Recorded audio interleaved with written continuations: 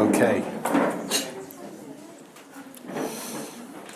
Friends, I'm really excited to be here tonight.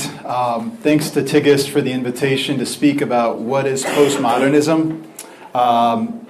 This is going to be super intense, so try to think with me, and if you have questions, we're going to have plenty of time for discussion afterwards. So it's so good for the people of God to learn how to ask questions, to think critically, and to go deeper.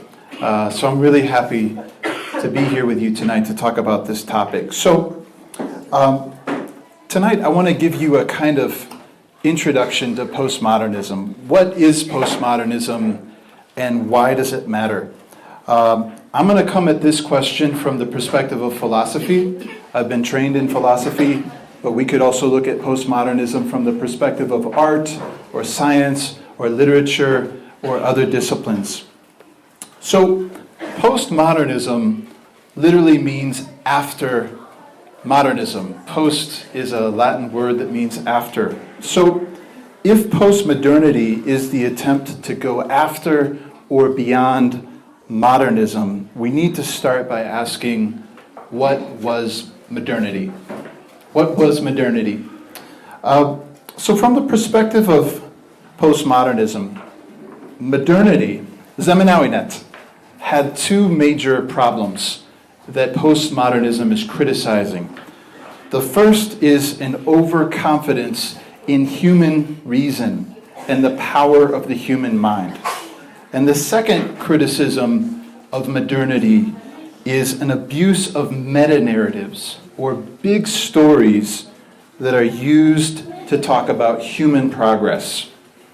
So postmodernism is attacking modernism for two reasons.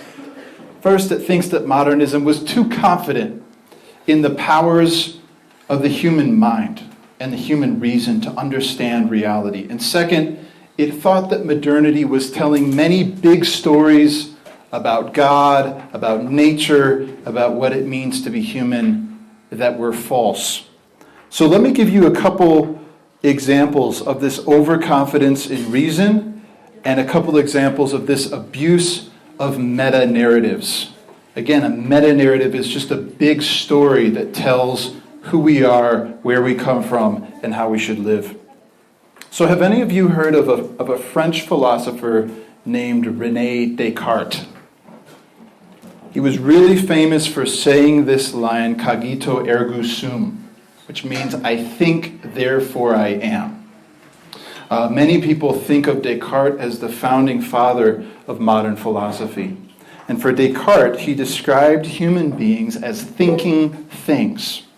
You are at your best when you leave your emotions behind, you leave your feelings behind, you even leave your relationships and your connections to other people behind, and you try to think purely, rationally, and logically. And so Descartes came up with a bunch of different rules to try to help you think from a kind of God's perspective, purely objectively, without the influence of culture or history or language. So Descartes starts this modern project, a philosophy that is objective, logical, rational, and absolute. After Descartes, another philosopher comes along, a German philosopher named Immanuel Kant. And Immanuel Kant is famous for writing books that most people can't understand. So I won't talk about him very much.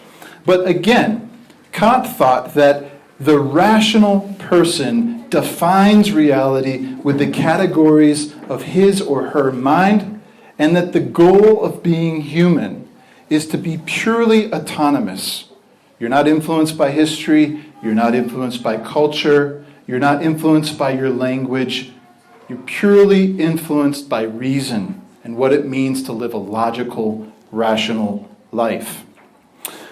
There was yet another German philosopher who was extremely important for modern philosophy. His name was Georg Wilhelm Friedrich Hegel. He had a long name. And Hegel wrote a book called The Phenomenology of Spirit.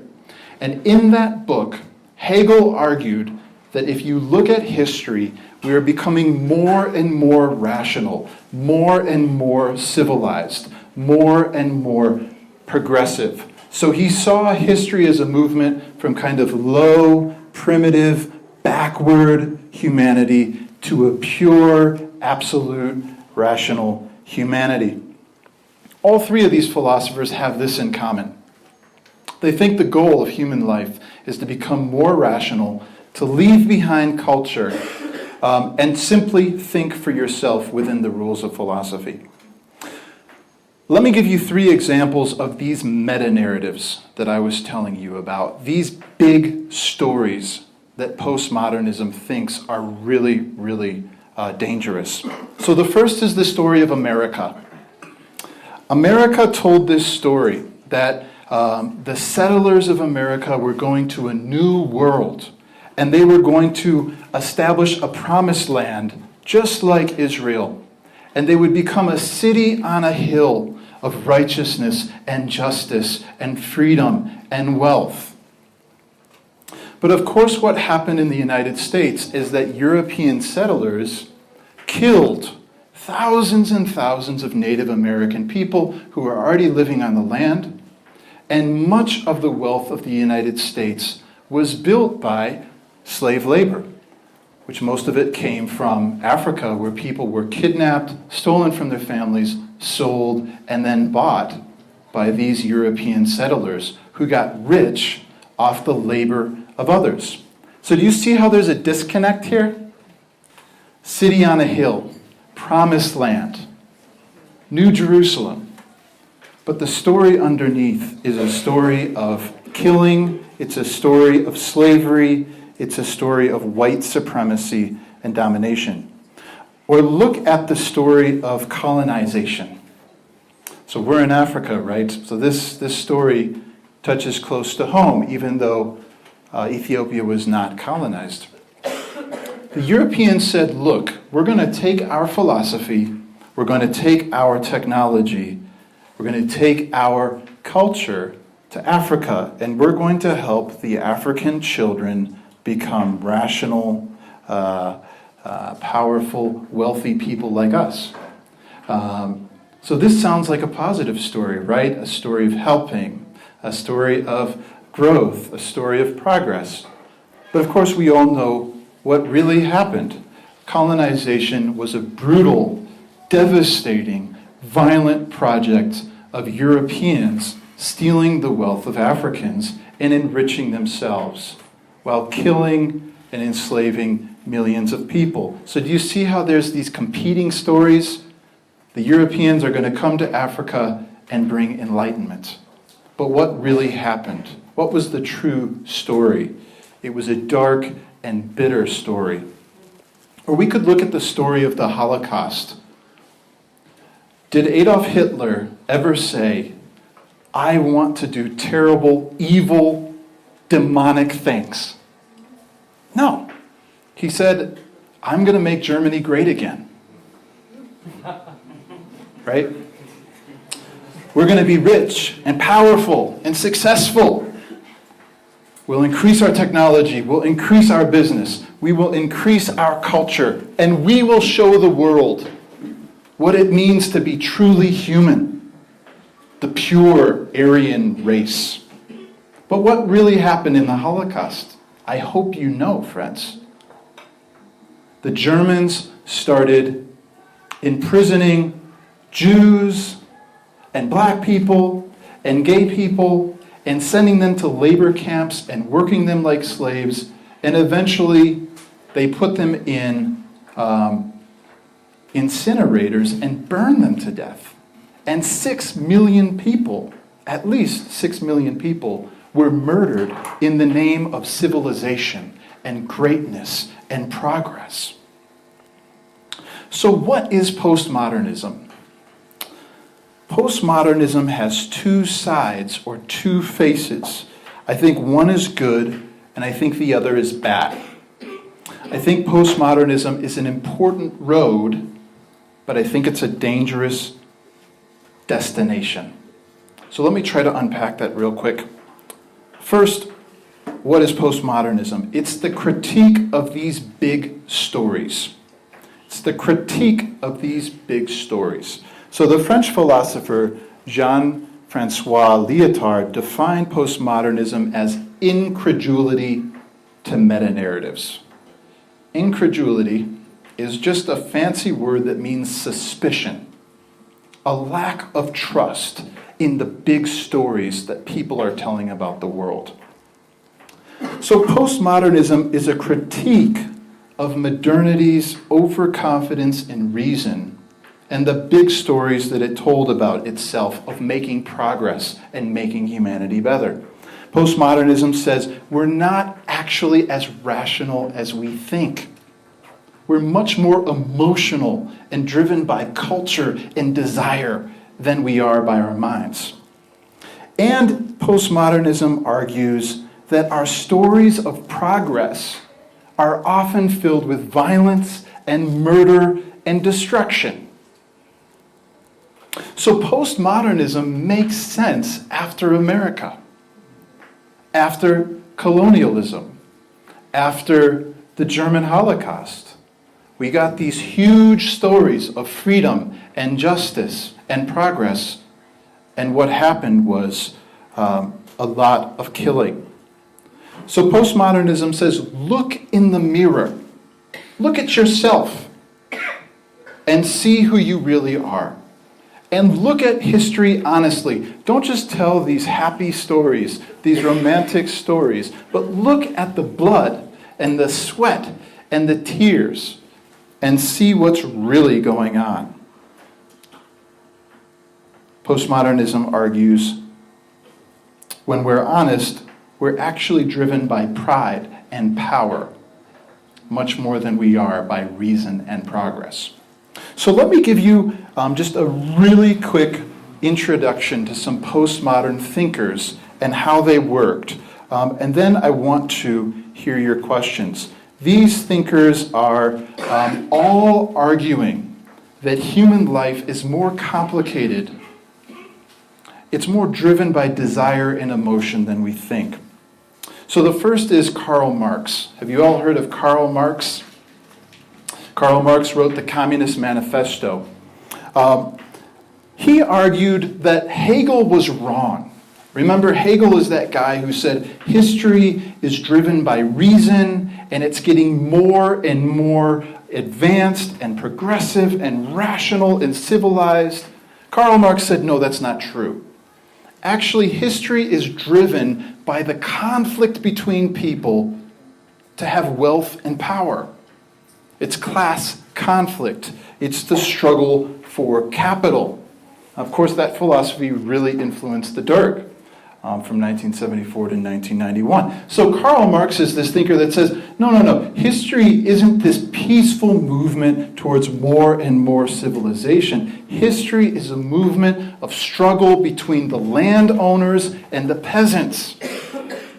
Okay, let's look at another philosopher, Friedrich Nietzsche. Have you heard of Friedrich Nietzsche? Nietzsche, or lots of people call him Nietzsche. Nietzsche is the famous philosopher who said God is dead. You probably heard of that statement, right? God is dead. Nietzsche became famous for saying that. I think he's a really important philosopher. So Nietzsche said this: a lot of people say that how we live is guided by morality and religion. We all want to be good, and we all want to honor God. But Nietzsche said, I think that that's actually a lie. What is really going on in human life is hunger for power. He called it the Will der Macht, the will to power, the will to have more control and influence over others. So pastors tell you right and wrong. But Nietzsche said, what pastors really want is power. So they make you feel guilty if you do one thing, and they make you feel happy if you do another thing. And that way they can control you. It's a really interesting argument. So Nietzsche says, look more carefully at religion and morality, and you will find that it's really about power. Okay, have you heard of a psychologist named Sigmund Freud? Sigmund Freud is a very important thinker. So Freud said, so many of us talk about how we want to grow up, we want to get married, we want to have kids, we want to live this happy life in our neighborhoods. But Freud said, no, no, no. That's not what is really going on in human life. What's really going on is that we are all hungry for sex and sexual pleasure. What we really want is to satisfy ourselves and our basic animal needs to feel good. So, Freud says we need to get beneath the surface of this happy image of the family and these peaceful groups of parents and kids to see that humans are really hungry for sexual pleasure.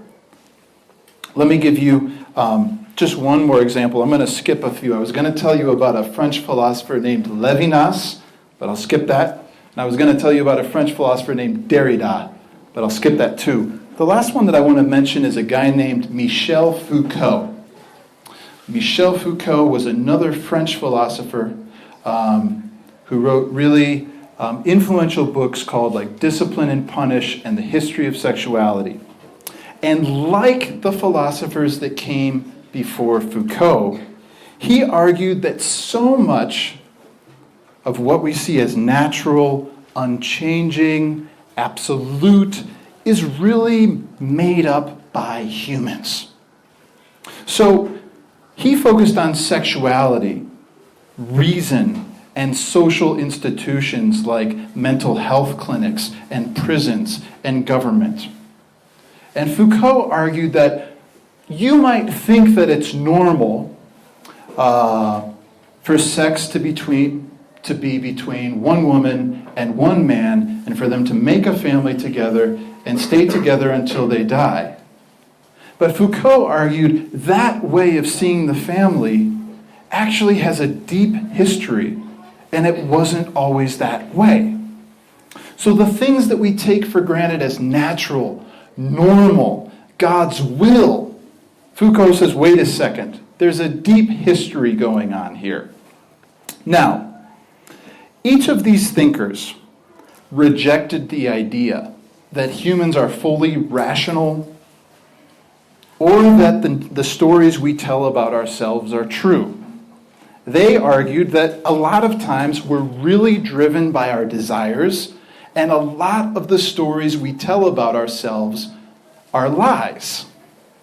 They're convenient falsehoods to make us feel good. I think that postmodernism is extremely important and valuable for this reason. We need its critique of humanity and its critique of historical progress. Now, critique is not shouting and screaming. Critique is taking something apart, seeing how it functions, and what it produces in the world. And what these masters of suspicion taught was that reality is more complicated than we think. Religion is more complicated than we think. Sexuality is more complicated than we think. Politics and government is more complicated than we think. For example, I think Nietzsche was right that a lot of religion and a lot of religious leadership really wants power. So they get you to say, Jesus Gaetano. And then that means that they have the authority to tell you what's right and what's wrong. But is that because it's truly right and wrong, or is it because they want you to think like them and to give money to their church? Nietzsche asked those questions. Or look at Sigmund Freud. You might say, oh, well, Sigmund Freud is kind of crazy. But think about it. when you leave this place tonight, you're probably going to see a lot of prostitutes on the street, right? And there's going to be men who are hiring those prostitutes to satisfy themselves.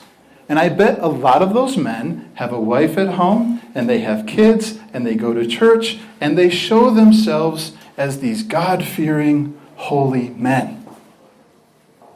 Right? But there's something deeper going on. Or if you look at Google, the amount of time that people spend looking at pornography on the internet is millions and millions of hours in Ethiopia every year.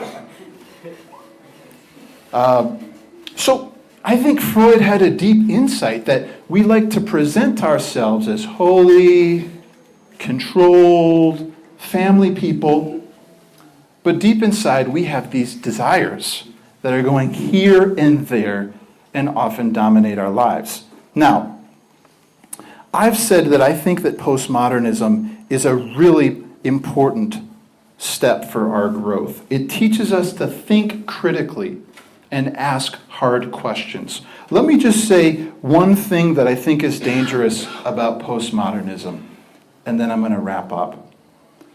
The danger of postmodernism is that it can lead to lazy relativism. Relativism means it doesn't really matter what you think. It doesn't really matter what you do. It doesn't really matter how you live. It's all the same. Or have you heard the saying, in English we say, you do you.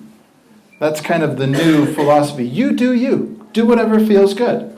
Do whatever you think is right. Behave however you want. Why? Because people say, oh, those big stories about religion and God and family, they're just made up. They're fake. So you can pretty much just live however you want. And the danger is this. Postmodernism started out criticizing the violence and destruction of human life, but it loses the ability to stop that violence because it doesn't have the resources to say what is good and what is wrong, what is just and what is unjust. So I think that we have a lot to learn from postmodernism. We need to look at ourselves more honestly and say, what really motivates us? What really drives us? And we also need to look at the stories we tell about ourselves, about our culture, about our church, and ask, are those stories honest? Are they true? Or are they hiding so much under the surface? And so I want to say that Jesus is kind of the first postmodern philosopher. Remember what Jesus said. You look like you're so holy. You look like you love God. You talk about religion. You say Geta, Geta. But inside there's dead bones. There's violence. There's blood. There's lies. There's destruction. So Jesus was like these postmodern philosophers, trying to say, look deeper to what's really going on. Don't be tricked. Okay, friends, I think that Ethiopia is in a really interesting moment that is a lot like modernity and postmodernity. Modernity told a really big story about itself, about how it was progressing and getting better. And a lot of us like to tell a story about Ethiopia that is rising and getting better and stronger and wealthier. But then on the other side, you have these postmodern critics that say, nope, the story, it's more difficult than that. It's more complicated. It's more dangerous. And you have these people who are trying to dismantle the story of Ethiopia and say, actually, when you look at the history of Ethiopia and Ethiopian religion, you find a lot of violence and destruction. So I think the question that we're left with is, how can we find a unifying vision of what it means to be human that isn't secretly crushing other people? How can we find a vision of how we can live together and grow together and serve together that isn't secretly grasping for power and controlling others and pushing others to the side? That's a question for European philosophy, for American philosophy. I think it's a question for Ethiopia today. How can we have human unity without crushing and controlling one another and making space for our differences and uniqueness? Thanks, friends.